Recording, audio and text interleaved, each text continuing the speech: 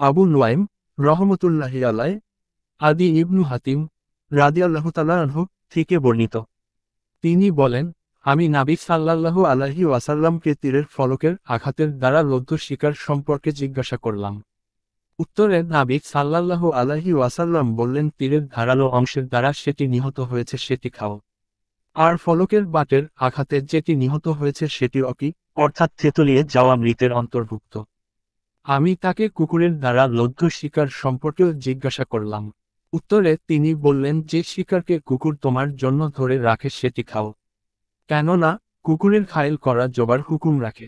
তবে তুমি যদি তোমার কুকুর বা কুকুরগুলোর সঙ্গে অন্য কুকুর থাকে এবং তুমি আশঙ্কা কর যে অন্য কুকুরটিও তোমার কুকুরের শিকার পাকড়াও করেছে এবং হত্যা করেছে, তাহলে তা খেও না, কেননা তুমি তো কেবল নিজের কুকুর ছাড়াকালে বিসমিল্লাহ বলেছ, অন্যের কুকুরের ক্ষেত্রে তা বলনি।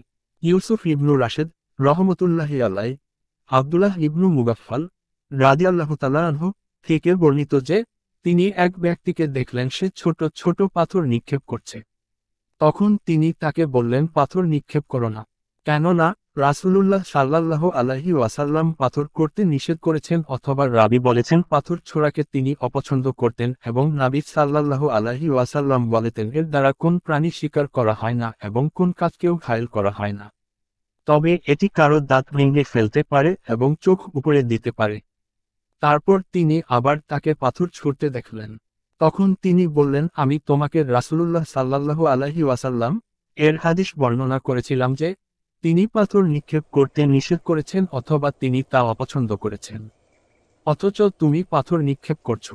আমি তোমার সঙ্গে কথাই বলবো না এতকাল পর্যন্ত।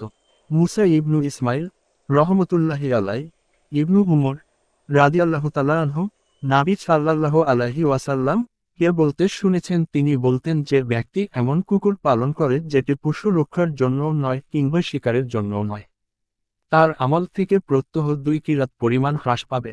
আদম রহমতুল্লাহি আলাইহ আদি ইবনু হাতিম রাদিয়াল্লাহু তাআলা আনহু থেকে বর্ণিত। তিনি বলেন, আমি জিজ্ঞাসা করলাম, ইয়া রাসূলুল্লাহ, আমি বিসমিল্লাহ পড়ে আমার কুকুরকে পাঠিয়ে থাকি।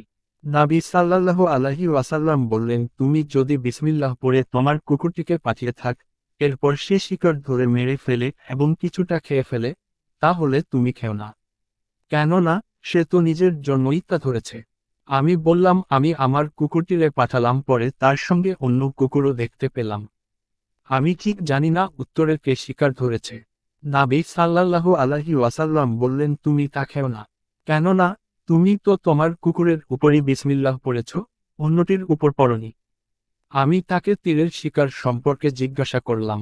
তিনি বললেন, যদি তুমি তীরের ধার দিয়ে আঘাত করে থাক, তাহলে খাও। আর যদি পার্শ্বের দ্বারা আঘাত কর আর তাতে তা মারা যায়, তাহলে সেটি থেতলিয়ে মারার অন্তর্ভুক্ত, সুতরাং তা খেও না।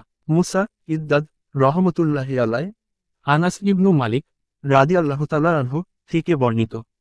তিনি বলেন, আমরা মক্কার জাহরান নামক স্থানে একটি খরগোশ খাওয়া ফেললাম। লোকজন তার পেছনে ছুটতে থাকে এবং তারা ব্যর্থ হয়। এরপর আমি তার পেছনে ছুটলাম, অবশেষে সেটি ধরে ফেললাম। তারপর আমি এটিকে আবু তালহার নিকট নিয়ে এলাম। তিনি এটির উভয়ের রান ও নিতম্ব নবী সাল্লাল্লাহু আলাইহি ওয়াসাল্লামের নিকট পাঠান। নবী সাল্লাল্লাহু আলাইহি ওয়াসাল্লাম সেটি গ্রহণ করেন। মুসা ইদ্দাদ রহমতুল্লাহি আলাইহ জাবির রাদিয়াল্লাহু তাআলা আনহু থেকে বর্ণিত। তিনি বলেন, আমরা জায়সুল খাবত অভিযানে ছিলাম। আমাদের সেনাপতি নিয়োগ করা হয়েছিল আবু উবায়দা রাদিয়াল্লাহু তাআলা আনহু কে। এক সময় আমরা ভীষণভাবে ক্ষুধার্ত হয়ে পড়লে সমুদ্র এমন একটি মৃত মাছ তীরে নিক্ষেপ করল যে এত বড় মাছ কখনো দেখা যায়নি। এটিকে আম্বর বলা হয়। আমরা অর্ধমাস যাবৎ এটি খেলাম। আবু উবায়দা রাদিয়াল্লাহু তাআলা আনহু এর একটি হাড় তুলে ধরলেন এবং এর নিচে দিয়ে একজন অশ্বারোহী অনায়াসে বেরিয়ে গেল। মুসা ইবনু ইসমাইল রহমতুল্লাহি আলাইহ আব্দুল্লাহ রাদিয়াল্লাহু তাআলা আনহু থেকে বর্ণিত। তিনি বলেছেন যে ইবনু মালিকের একটি দাসী বাজারের কাছে অবস্থিত শালা নামক ছোট পাহাড়ের উপর তার বকরি চড়াত। তন্মধ্যে একটি বকরি মরণাপন্ন হয়ে পড়ে। সে এটিকে ধরল এবং পাথর ভেঙে তা দিয়ে সেটিকে জবাহ করে। তখন লোকজন নবী সাল্লাল্লাহু আলাইহি ওয়াসাল্লাম এর নিকট ঘটনাটি উল্লেখ করলে তিনি তাদের তা খাওয়ার অনুমতি দেন। বুখারী শরীফ 9ম খণ্ড শিকার অধ্যায়।